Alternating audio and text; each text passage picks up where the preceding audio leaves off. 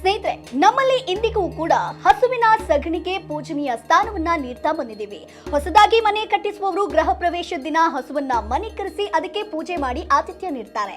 ಹಸುವಿನ ಗಂಜಳ ಎಲ್ಲದಕ್ಕಿಂತ ಶ್ರೇಷ್ಠ ಅನ್ನುವಂತ ಭಾವನೆ ಈಗಲೂ ಕೂಡ ಇದೆ. ಸಗಣಿ ಏನ್ ಯೂಸ್ ಇಲ್ಲ ಅಂತ ಎಸೆಯೋ ಬದಲು ಅದರಿಂದಲೇ ಸಾಕಷ್ಟು ಉದ್ಯಮಿಗಳು, ರೈತರು ಲಕ್ಷದಲ್ಲಿ ಆದಾಯವನ್ನ ಗಳಿಸ್ತಾ ಇದ್ದಾರೆ. ಸಗಣಿಯಿಂದ ಬಯೋಗ್ಯಾಸ್ ಹಾಗೆ ವಿದ್ಯುತ್ ಶಕ್ತಿಯನ್ನ ನಾವು ಉತ್ಪತ್ತಿ ಮಾಡಬಹುದು. ಬಯೋಗ್ಯಾಸ್ ಅಂತಂದ್ರೆ ಸಗಣಿಯಿಂದ ತಯಾರಾಗುವಂತ ಗ್ಯಾಸ್. ಸಗಣಿಯಲ್ಲಿ ಫೈಬರ್ ಹೆಚ್ಚಾಗಿರುತ್ತೆ, ಹಾಗಾಗಿ ಇದರಿಂದ ಸುಲಭವಾಗಿ ಪೇಪರ್ ಅನ್ನ ಕೂಡ ತಯಾರಿಸಬಹುದು. ಮುಂಬೈ ಮೂಲದ ಕೌಪತಿ ಅನ್ನುವಂತ ಕಂಪನಿ ಸಗಣಿಯಿಂದ ಸೋಪ್ ಅನ್ನ ಕೂಡ ತಯಾರಿಸಿ ಮಾಡ್ತಿದೆ. ಇದರಲ್ಲಿ ಆರೋಗ್ಯಕಾರಿ ಅಂಶಗಳ ರಾಶಿಯೇ ಇದೆ ಅಂತ ಹೇಳಿದ್ದಾರೆ. ಇನ್ನು ಒಣ ಸಗಣಿಯನ್ನ ಸುಡೋದ್ರಿಂದ ಹೊರಡುವಂತ ಹೊಗೆಯು ಸೊಳ್ಳೆ, ನೊಣ ಸೇರಿದಂತೆ ಕೀಟಗಳನ್ನ ಓಡಿಸುತ್ತೆ. ಹಾಗೆ ಇದನ್ನ ಗಿಡಗಳಿಗೆ ಗೊಬ್ಬರವಾಗಿ ಕೊಡ್ತಾರೆ. ವಿಭೂತಿ ತಯಾರಾಗುವುದು ಸಗಣಿಯಿಂದಲೇ. ಕಟ್ಟಡ ನಿರ್ಮಾಣದಲ್ಲಿ ಹಾಗೆ ಆನ್ಲೈನ್ ನಲ್ಲಿ ಬೆರಣಿಯನ್ನ ಕೂಡ 100 ರಿಂದ 300 ರೂಪಾಯಿಗೆ ಮಾರಲಾಗ್ತಾ ಇದೆ. ಹಾಗಾಗಿ ಯಾವತ್ತಿಗೂ ಸಗಣಿ ಅಂತ ಸೈಡ್ ಲೈನ್ ಮಾಡಲೇಬೇಡಿ.